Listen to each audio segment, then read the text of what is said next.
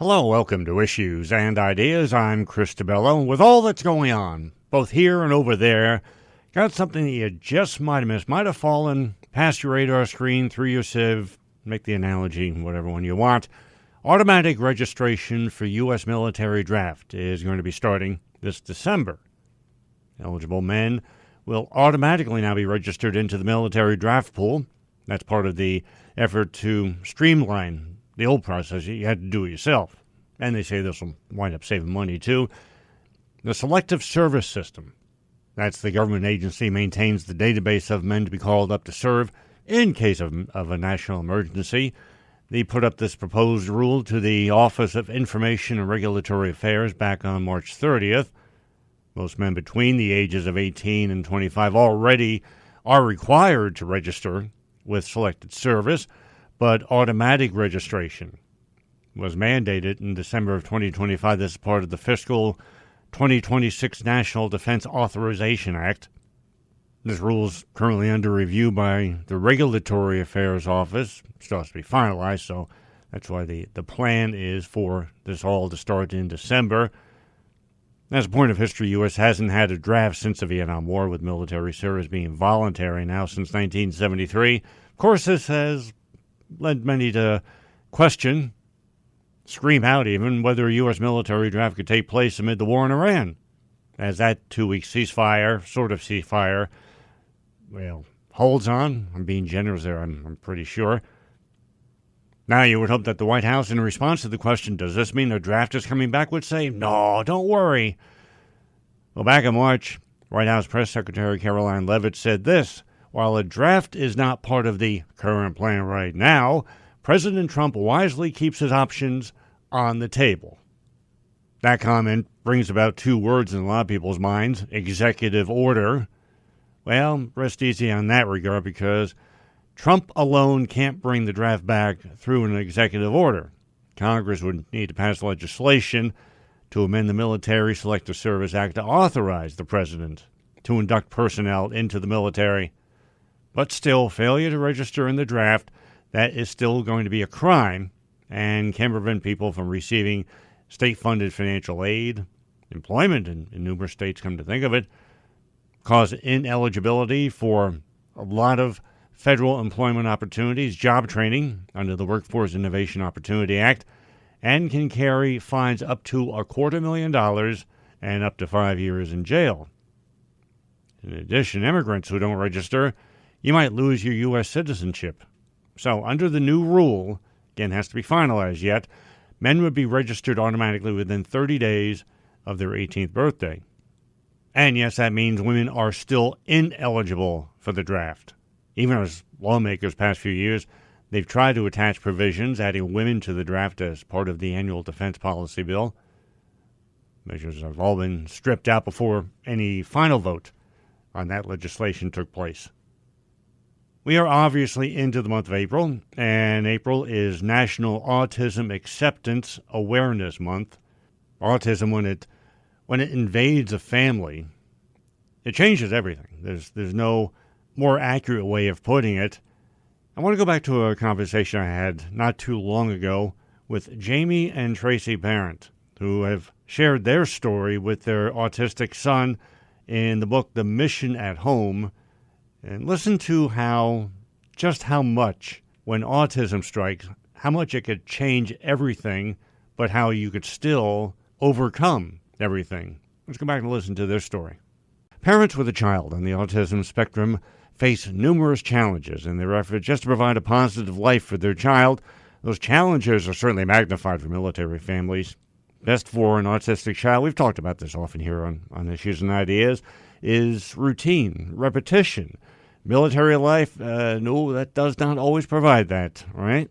Next guests join us with first-hand experience of how these greater challenges brought about by military life can be responded to in ways that are best for the child as well as for the family as a whole. They share their insight in the book The Mission at Home, Navigating Military Assignments, TRICARE Education Benefits in Everyday Life with Your Child on the Autism Spectrum. Retired U.S. Air Force Lieutenant Colonel Jamie Parent and his wife Tracy. How are you today, guys? Very good. You're doing great. Thank you, Chris. And, well, first of all, the website, because you will want to visit it, especially if they are addressing something that you are in need of more information about. themissionathome.com is the website for their book. Tracy, talk about Brian and the first determinations of what you were going to be facing, what Brian was going to be facing as life would move forward with autism. Well, I have to tell you, it was very difficult back then. Brian is 39 years old. What we had to face was people not understanding. I had a lot of people tell me that my child's a brat, that I'm a bad parent, that if we just, would put him in his place, that he would be able to do better. So that was hard with the outset. That's why a lot of disability awareness is really important. The next thing that was hard was finding those services that were out there.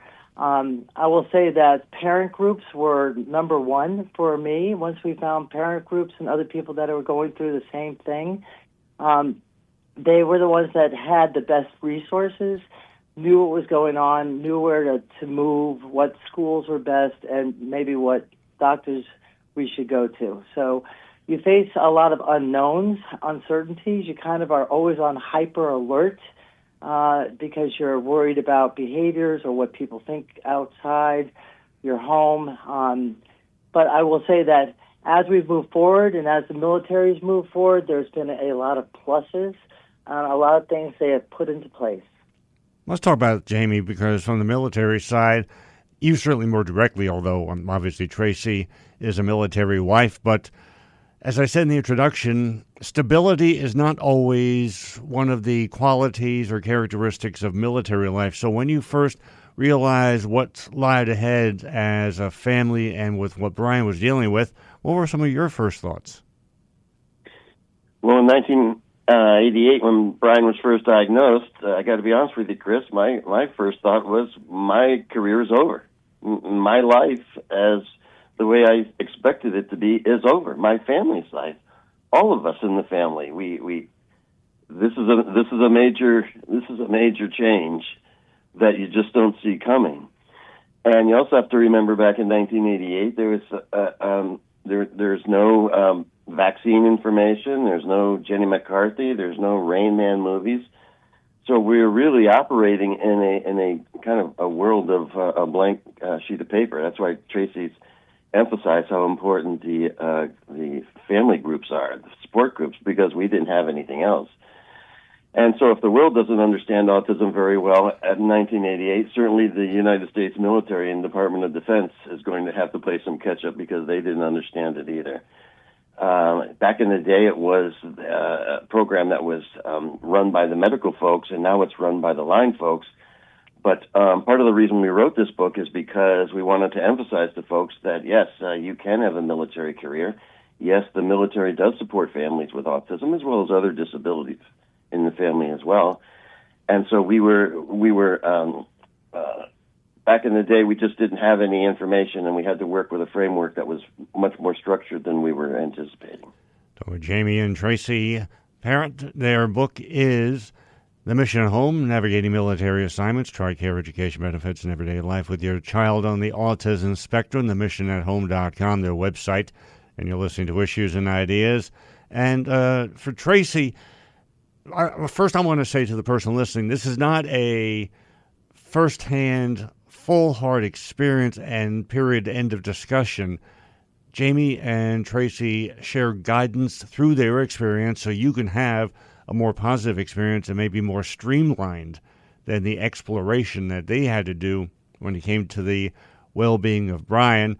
And I want to congratulate you, Tracy and Jamie, because you bring a better understanding of navigating what can be very complicated and very logic-resistant, I'll call them, programs, and you help people better understand what they're entitled to and how to achieve it and how to attain it. So great job for you guys with that. Thank you very much. And, you bring up a very good point that back in our day, there was no internet, there were no resources around, and today there's too many. And there's a lot of confusion, and unfortunately there's a lot of misinformation out there. And any charlatan can come along for desperate parents that are trying their hardest to do the best for their child and they can take their money, or they can mislead them. So I think our book really helps to guide, as you said, with what are the best practices, what are the best therapies, what can you avoid, and what should you really be looking at. So our book does a good job at having parents not have to go all over the place and come to like one resource in order to get their needs met, or their child's needs met, rather, by looking at our book. And we also have a lot of information about things that are just beyond autism, like, for example, financial planning, setting up trust funds. How do you get benefits such as Medicaid, Medicare, SSI, SSDI? And then we go do a deep dive into a lot of the benefit programs that already exist for families. But getting back to your point earlier, autism is a lifelong it's a lifelong thing, and it doesn't stop with military service. Our book helps the readers maneuver not only during military careers, but also beyond and even into the retirement years. That's more to know for you listening, because there's never enough information, especially when we come to discussing autism. And I think, too, Jamie, that parents have they think the immediate of the youth years and autism, but the reality is that eventually, sooner versus later, or certainly always feels like, your child is going to age out of, and fill in the blank, whichever program they happen to be in. Your book is helping to help that parent look forward and plan further ahead than the short term, and I think that's a very valuable lesson that a lot of parents need to better understand. So again, Will, a great job on your part by you guys for helping bring proper focus, a long-range focus, as opposed to a day-to-day focus, which I think is very important. It is very important, because when you're in the middle of it, I will tell you as the parent, especially a child wanting the same thing every day the same way, you get caught in the day-to-day, and you feel sometimes like you're a hamster on a wheel. So this gives you the chance to look at something that can give you that guidance and know what the next steps are when you're ready for it. So the book you can use with the chapter that you're at that specific time in your life, and then you can move on. But there is a roadmap for you to look forward to as you're dealing with those daily challenges that come along with having a child on the spectrum. And let's face it, talking about benefits like Social Security and Medicare, these can be really dry subjects. So we made sure that when we put stuff into the book, we also include the human side, the human anecdotes about struggles we had with getting an assignment, or what happened when we first met our military pediatrician. And these are things I think that the readers will be able to resonate with, because they're going through the same kinds of things that we were going so many years ago. And Jamie, how is Brian today, and what would you hope for his future as his life continues to go forward? Well, when he was first diagnosed, we were told that it was pretty dismal, and we were asked for what his goals would be, and we said, well, we wanted the goals to be hold a job, balance a checkbook, and drive a car. And the look that we got from the clinicians around the room was kind of a little bit more pity than anything else. I'd like to go back to that time at UCLA, Chris, because Brian's achieved 5-star results in 2 out of those 3. He can balance a checkbook. He's working at Publix supermarkets, which has been a great supporter of Special Olympics. And no, he's not driving a car, but you know what? We'll take those 2 out of 3 any day. Brian's doing very, very well, and he's got a very full life, including friends, Special Olympics, the pride that he takes in his job. But there's still some gaps, and it's an ever-evolving process. But Brian is doing great, and thank you for asking. And there's always hope, too. And for Tracy, just to close out, talk to that parent right now, military or not, that is in those early days and is looking for, okay, what am I supposed to do? Yes, I think that it's very important to understand, number one, it does get better. You start to learn things. I think that you have to just be the parent that loves your child. You're looking out, trying to get services, but the best thing is to offer a very safe home and to make sure that you're getting your child to have the most therapy they need, but to have a balanced life, because they're still part of your family. They're part of that nucleus. And so I think that we used to get worried too much, and I also want these parents to understand that they have to take care of themselves too. Again, the book is The Mission at Home, Navigating Military Assignments, Tri-Care, Education Benefits, and Everyday Life with Your Child on the Autism Spectrum. The website, themissionathome.com. Jamie and Tracy Parent, no one's obligated to make their life an open book, but what you've done is just that. That will benefit so many others, and thank you for doing that, for being here today. Thank you, Chris. Thank you so much. We really appreciate it. Thank you. If you're listening to us on your favorite podcast platform, be sure to follow and subscribe. Back in the 90s, even in the early 2000s, come to think of it, as the internet expanded, surprisingly, many businesses believed they didn't need a website. If you don't believe me, your local courthouse records for business bankruptcies will prove that fact. Now in this even higher tech and internet age, businesses are resting on their search engine optimization, SEO, may now be the ones saying that they don't need answer engine optimization, AEO. And to be fair, there are probably many who believe that having the first already being effective will flow easily, naturally into the second. Joining us to explain how wrong and dangerous for business success that belief will quickly become is the CEO of AIS Media, Thomas Harpointner. How are you today, Thomas? Hello, Chris. Great to be on the show. And learn about the services of AIS Media. The website is indeed the obvious, aismedia.com, and we do have the link at our homepage as well. For the novice and the less than tech savvy, just as a foundational definition, what is SEO and what is AEO? Yeah, great question. I will say at AIS Media, we've been in the digital marketing business for over 20 years. And I can say without hesitation, the last 2 years have brought more disruption to search than in the prior 20. AI has changed the economics of visibility. Your site can rank number one today on organic search and still lose the click. So the battle is not just about ranking. It's becoming the source AI trusts enough to quote. So traditional SEO was all about getting ranked in the first, second, third page of Google, right? And the higher you rank, generally, the higher your site traffic.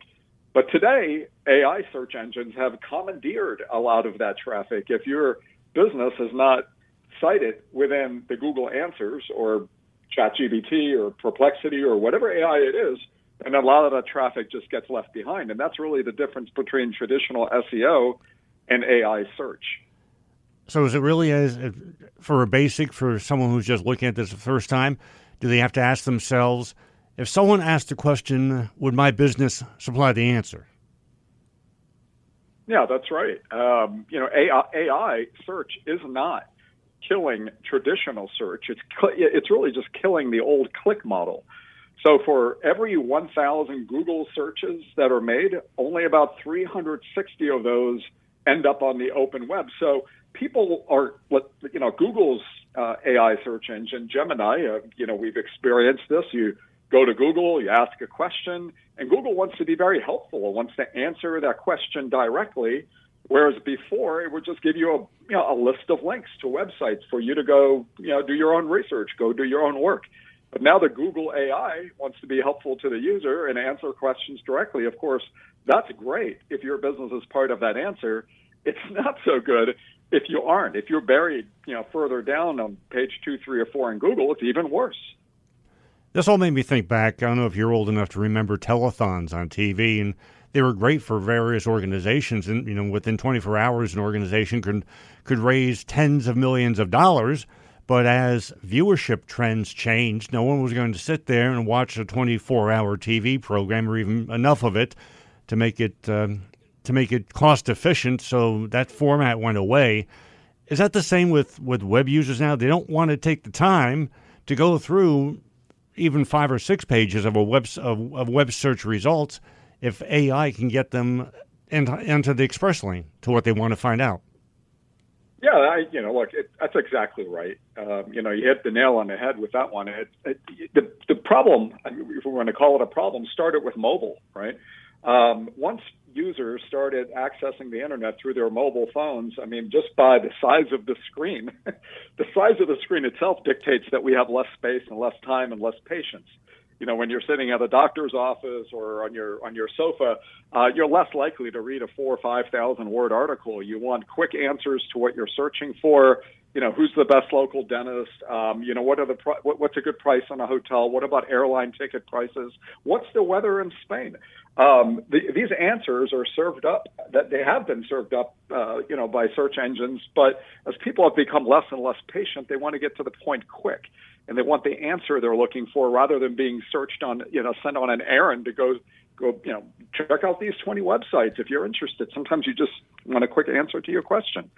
So, I mean, all is not lost for businesses. If you have a business that's been on the web and you've created high quality original content, good social media posts, you're definitely at an advantage. And we're seeing that with our clients, whether they're large or small.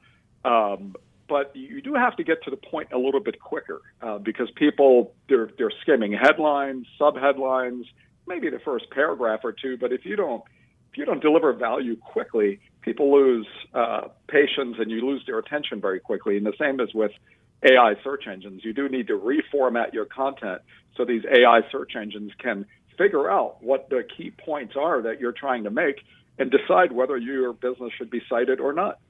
So with Thomas Harpointner, who is the CEO of AIS Media, AISmedia.com, their website, and you are listening to Issues and Ideas. So for the business owner, is it a matter of making authority the priority as opposed to just simple visibility?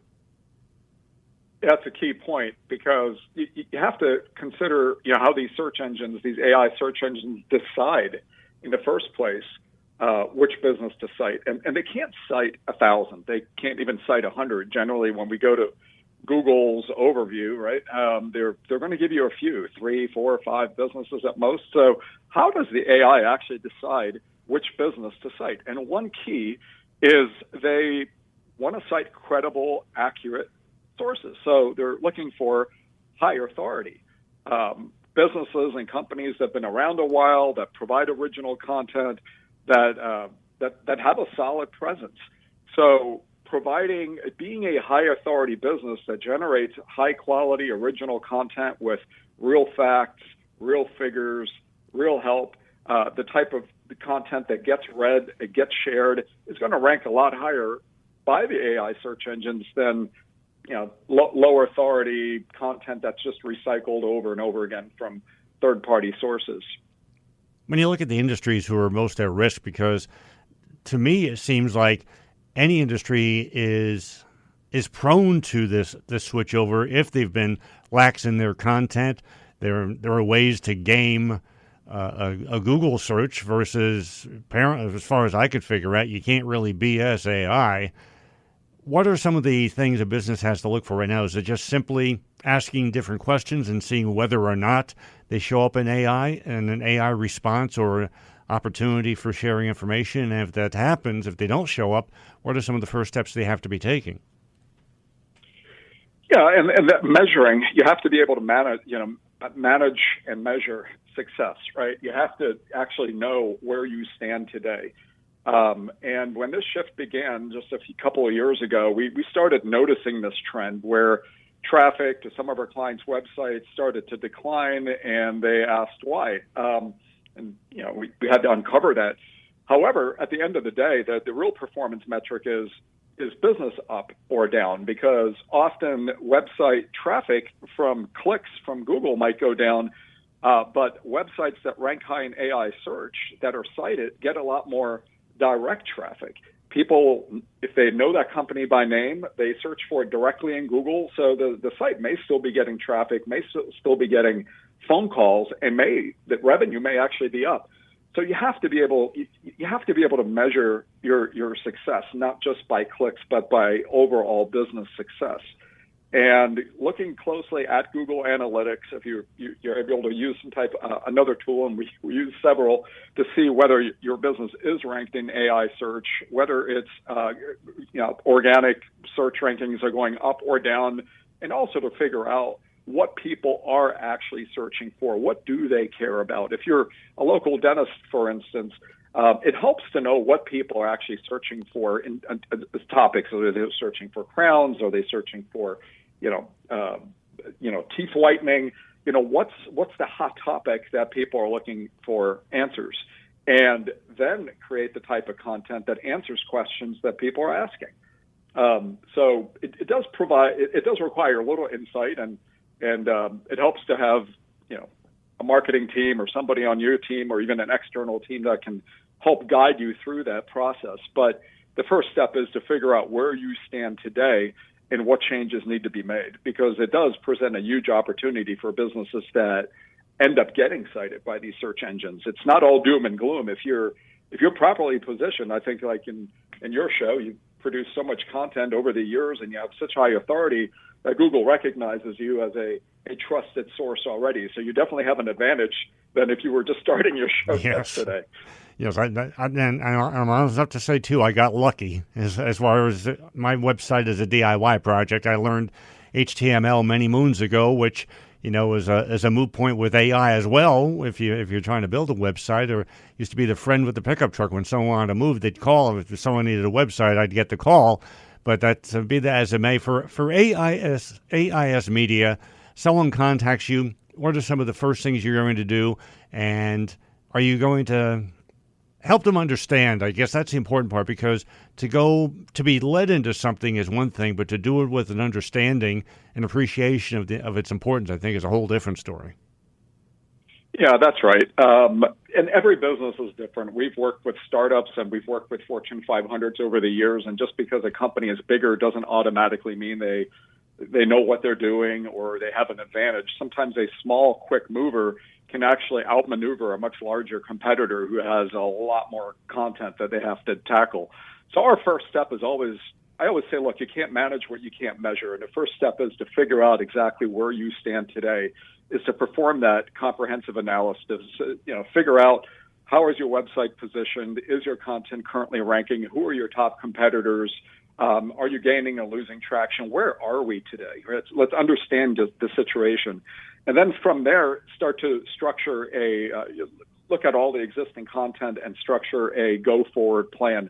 In many cases, companies that have businesses that have a lot of content, a lot of blog articles, a lot of posts, they're already in a good spot. Now, the content may not be formatted optimally for AI search, which then means, good news is we have a lot of content, but the challenge is let's get this content reformatted in a way that search engines, these AI search engines actually read it.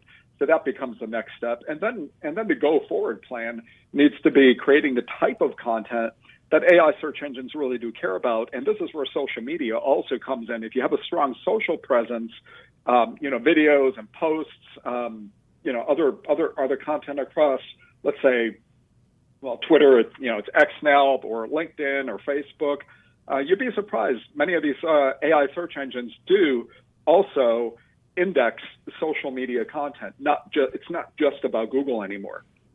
No, I know that very well, too, and that adds to the foundation of authority that AI is going to look for your business. Again, change is always challenging. That's an understatement for the morning, but change in this case in point is certainly a necessity for a business to not just succeed, but even to survive, because you could get very easily and quickly overshadowed by your competition. And I'm pretty confident in saying that's something you do not want to happen. Learn more about the way to achieve more effective AEO as well as SEO. Contact AIS Media. You can contact them through their website, aismedia.com. He is their CEO, Thomas Harpointner. Thomas, thank you for the education of AEO, and thanks for being here today. Absolute pleasure, Chris. Thank you very much. I want to tell you about Margaret Chase Smith. She was a Republican politician from Maine, became the first woman to serve in both houses of the U.S. Congress. She was in the House of Representatives from 1940 to 49, then served in the U.S. Senate from 1949 to 1973. A few of her major accomplishments: she was the first woman elected to the Senate without being first appointed to fill a vacancy. 1964, Smith became the first woman to have her name placed in nomination for the presidency at a major political party's convention. Smith served on the Armed Services Committee, where she sponsored the Women's Armed Services Integration Act. That was in 1948, which granted women permanent status and benefits in the military. Smith held the record for the most consecutive roll call votes in the Senate, 2,941. That record stood until 1968. And she was awarded the Presidential Medal of Freedom in 1989. But perhaps overshadowing all of that, at least in my opinion, was a speech that Smith made on June 1st, 1950, which has become known as the Declaration of Conscience speech. It's the first major public denunciation of McCarthyism, which, of course, used allegations of disloyalty, particularly regarding communism, all coming from within the Republican Party. Some of the key points of the speech: Smith condemned character assassination. She warned that the Republican Party should not try to ride to victory on fear, ignorance, bigotry, and smear. Sound familiar? She also outlined 4 really basic principles of Americanism that she thought was under attack: the right to criticize, the right to hold unpopular beliefs, the right to protest, the right of independent thought. Again, I ask, sound familiar? Smith blamed both parties for the climate of fear that was existing at that time. She blamed Democrats for lack of effective leadership, and she blamed fellow Republicans for exploiting that fear for political gain, which leads to the same question. Sound familiar? Now, while there's no audio record of Smith's Declaration of Conscience speech, there is the transcript as part of the congressional record, and I was able to find a recreation of the entire speech, which, given the state of affairs in the days that we are trying to live in here in America today, I thought going back to hear the words of Margaret Chase Smith and the Declaration of Conscience speech would be very valuable for us all. So let's have that. Mr. President, I would like to speak briefly and simply about a serious national condition. It is a national feeling of fear and frustration that could result in national suicide and the end of everything that we Americans hold dear.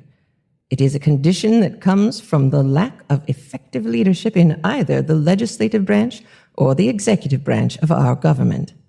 That leadership is so lacking that serious and responsible proposals are being made that national advisory commissions be appointed to provide such critically needed leadership. I speak as briefly as possible because too much harm has already been done with irresponsible words of bitterness and selfish political opportunism.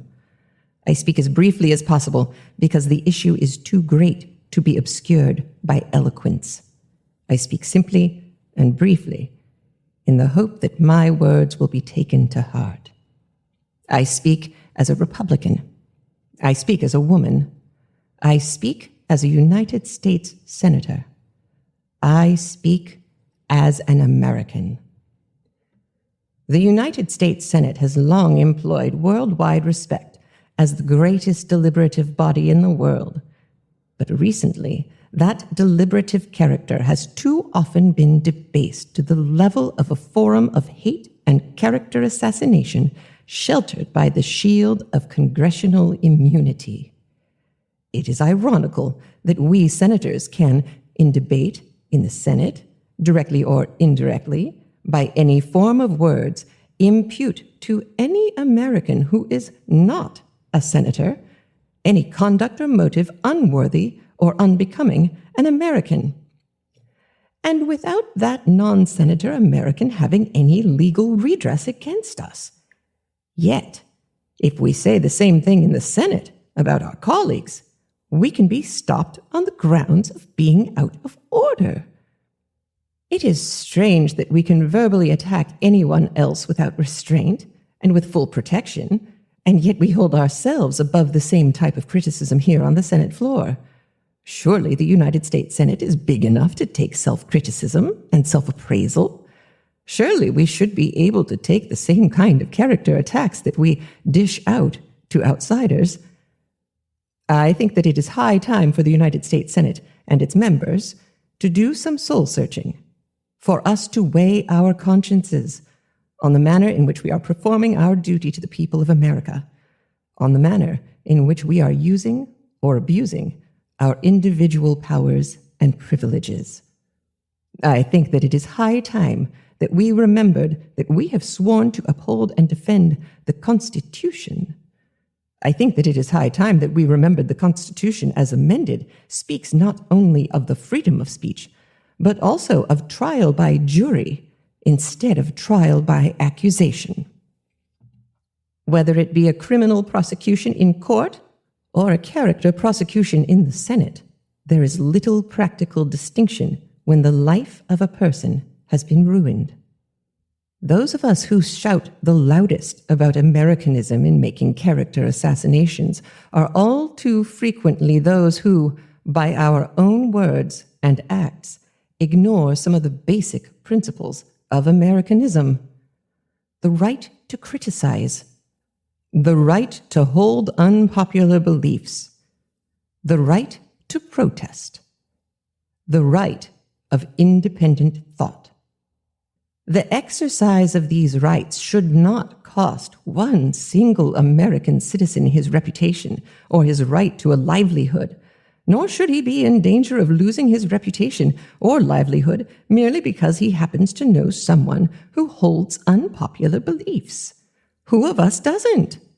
Otherwise, none of us could call our souls our own. Otherwise, thought control would have set in.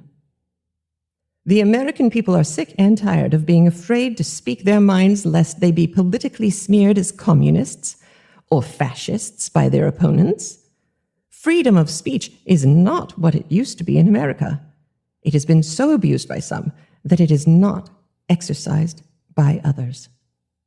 The American people are sick and tired of seeing innocent people smeared and guilty people whitewashed.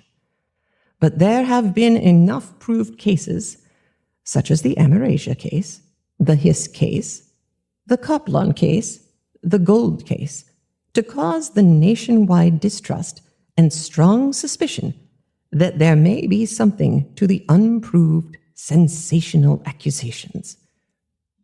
As a Republican, I say to my colleagues on this side of the aisle that the Republican Party faces a challenge today that is not unlike the challenge that it faced back in Lincoln's day.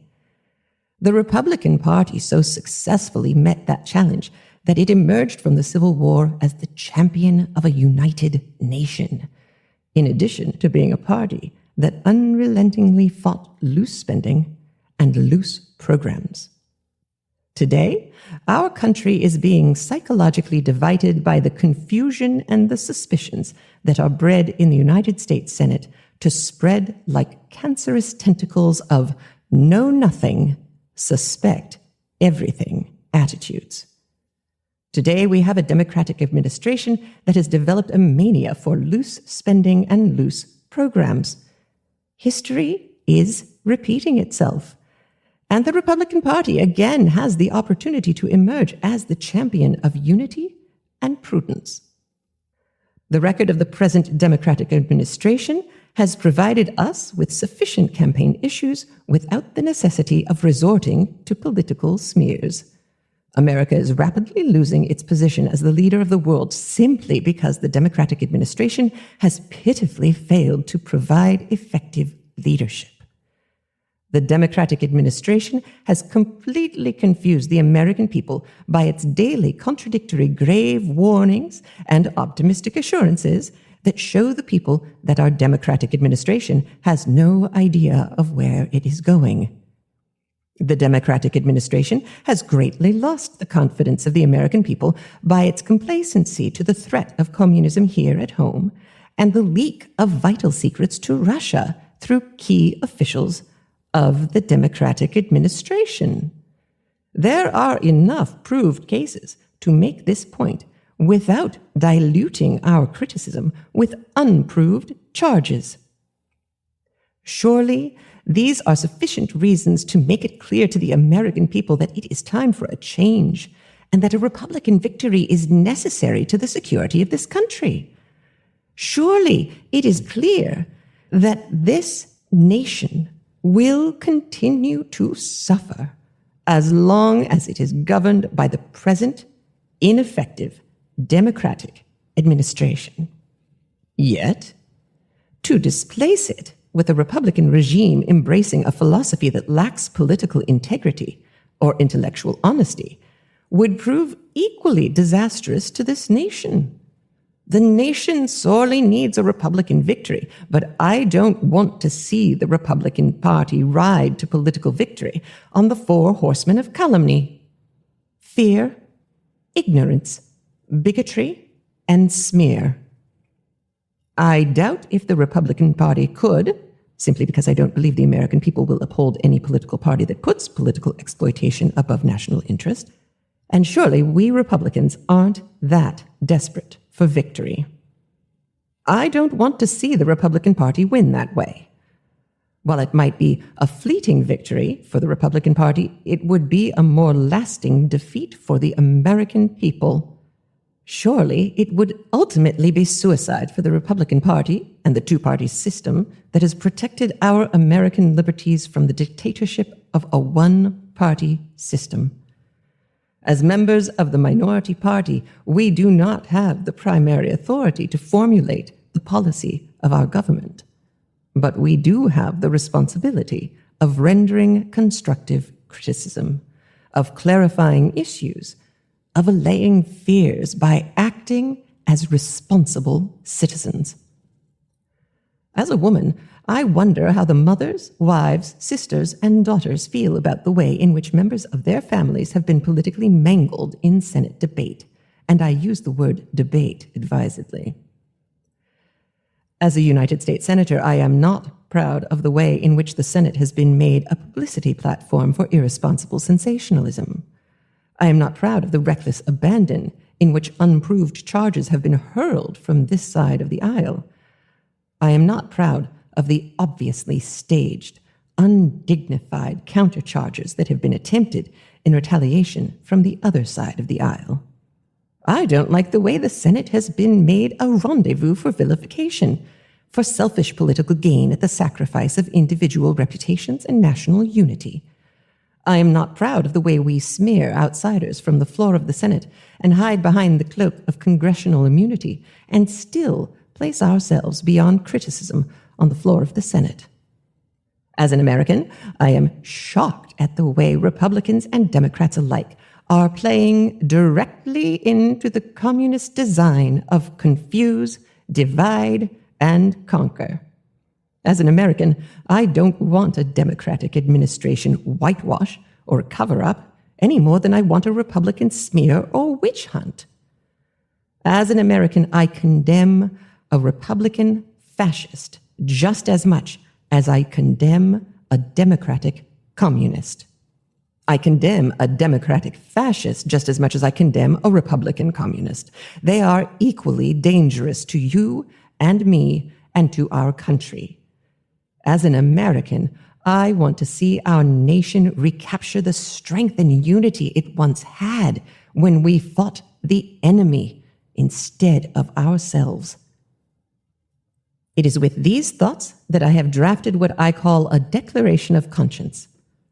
I am gratified that Senator Toby, Senator Aiken, Senator Morse, Senator Ives, Senator Thye, and Senator Hendrickson have concurred in that declaration and have authorized me to announce their concurrence. The declaration reads as follows. 1. We are Republicans, but we are Americans first. It is as Americans that we express our concern with the growing confusion that threatens the security and stability of our country. Democrats and Republicans alike have contributed to that confusion. 2. The Democratic administration has initially created the confusion by its lack of effective leadership, by its contradictory grave warnings and optimistic assurances, by its complacency to the threat of communism here at home, by its oversensitivities to rightful criticism, by its petty bitterness against its critics. 3. Certain elements of the Republican Party have materially added to this confusion in the hopes of riding the Republican Party to victory through the selfish political exploitation of fear, bigotry, ignorance, and intolerance. There are enough mistakes of the Democrats for Republicans to criticize constructively without resorting to political smears. 4. To this extent, Democrats and Republicans alike have unwittingly, but undeniably, played directly into the communist design of confuse, divide, and conquer. 5. It is high time that we stopped thinking politically as Republicans and Democrats about elections and started thinking patriotically as Americans about national security based on individual freedom. It is high time that we all stopped being tools and victims of totalitarian techniques. Techniques that, if continued here unchecked, will surely end what we have come to cherish as the American way of life. Reading from Genesis chapter 1, verse 1, in the beginning God created the heavens and the earth. Now, if you prefer the New Testament, here's what's told in John chapter 1, verses 1 through 5. In the beginning was the Word, and the Word was with God, and the Word was God. He was in the beginning with God. All things were made through him, and without him nothing was made that was made. In him was life, and the life was the light of men, and the light shines in the darkness, and the darkness did not comprehend it. Adding to that, let's go to Colossians chapter 1, verses 16 and 17. For by him all things were created that are in heaven, and that are on earth, visible and invisible, whether thrones or dominions or principalities or powers. All things were created through him and for him, and he is before all things, and in him all things consist. Now, when it comes to us living beings, as well as all that's around us here on earth and above it, there are two beliefs in how it all came about: evolution or creation. Let's start with evolution. Evolution brings with it the claim that the Earth and all of the galaxy came about through what's called the Big Bang. That claims that a collision of matter and energy took place, which resulted in the sun, the planets, the stars, etc., etc. A couple of questions that come from that concept. Where did that matter come from? How did that energy come into existence? Was it all just there? The problem is that every measure of science concludes with no exception that it's totally and completely impossible for something to physically result from nothing. But just for the sake of argument, let's go with the Big Bang. That takes us to the belief that all who we are and all that's around us just happened by accident. Now, have you ever noticed that when creationists talk their game, they focus solely on mankind evolving from apes? Which makes me wonder if the people who believe that ever stop to realize that if you tell people he came from animals, that's how they'll behave. But I digress. There's obviously more around us than just us. Mammals, fish, birds, insects, everyone, including humans, for the most part, have some degree of intelligence, instinct, and a purpose. So that kind of complicates things for that evolution idea, doesn't it? Now, there are no complexities with creation, only faith in that it is God's way of providing for us all. That's why Jesus recognized as the creation. As we read his words in Mark chapter 10, verses 6 through 9, "But from the beginning of the creation, God made them male and female. For this reason a man shall leave his father and mother, and be joined to his wife, and the two shall become one flesh. So then they are no longer two, but one flesh. Therefore what God has joined together, let not man separate." Hebrews chapter 11, verse 3 gives us this lesson: "By faith we understand that the worlds were framed by the word of God, so that the things which are seen were not made of things which are visible." Additionally, in 1 Corinthians chapter 8, verse 6, we have this: "Yet for us there is one God the Father, of whom are all things, and we for him, and one Lord Jesus Christ, through whom are all things, and through whom we live." Now, creation obviously includes us. Now, most are familiar how Genesis tells us that we were made in God's image, his spiritual image, by the way. Ephesians chapter 2, verse 10 further clarifies things for us by reminding us of our purpose. Reading here, "For we are his workmanship created in Christ Jesus for good works, which God prepared beforehand that we should walk in them."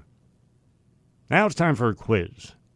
How many times is evolution mentioned in the Bible? 0. How many times is evolve mentioned in the Bible? 0. How many times is created in various forms mentioned in the Bible? Enough to establish a faithful understanding. We have this from Job chapter 37, verse 5. God thunders marvelously with his voice. He does great things which we cannot comprehend. Hebrews chapter 1, verse 10 establishes this. You, Lord, in the beginning laid the foundation of the earth, and the heavens are the work of your hands. When we look up, we should sing the words of Psalm chapter 19, verse 1. The heavens declare the glory of God, and the firmament shows his handiwork. Going back to my time in sales, salespeople are often asked to turn in what are called call sheets. Just a list of people you saw, things that you did, the money you hopefully brought into the company. We could read God's call sheet in Isaiah chapter 42, verse 5. Thus says God the Lord, who created the heavens and stretched them out, who spread forth the earth and that which comes from it, who gives breath to the people on it, and spirit to those who walk on it. Earlier I mentioned that there is no law of science that allows the creation of something out of totally nothing. Dr. Michael Gillen, who was with us a few weeks ago, he was also science editor with ABC News for a bunch of years, this past week released a documentary that we talked about the invisible everywhere, and in it he demonstrates how science is actually a strong ally of faith and proof of the existence of God.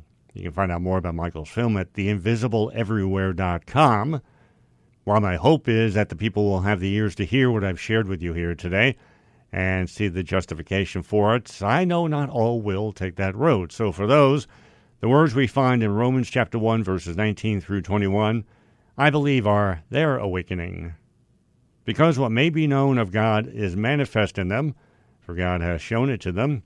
For since the creation of the world, his invisible attributes are clearly seen, being understood by the things that are made, even his eternal power and Godhead, so that they are without excuse, because although they knew God, they did not glorify him as God, nor were thankful, but became futile in their thoughts, and their foolish hearts were darkened. Be sure to check out our website, issuesandideasradio.com. You'll find more information about the guests who joined us here in the show today, or the numerous features on the homepage all throughout the website. And if you're listening to us through your favorite podcast platform, be sure to subscribe and follow us. Always appreciate you spending your time with us here, and look forward to being with you right here this time next week for our next edition of Issues and Ideas.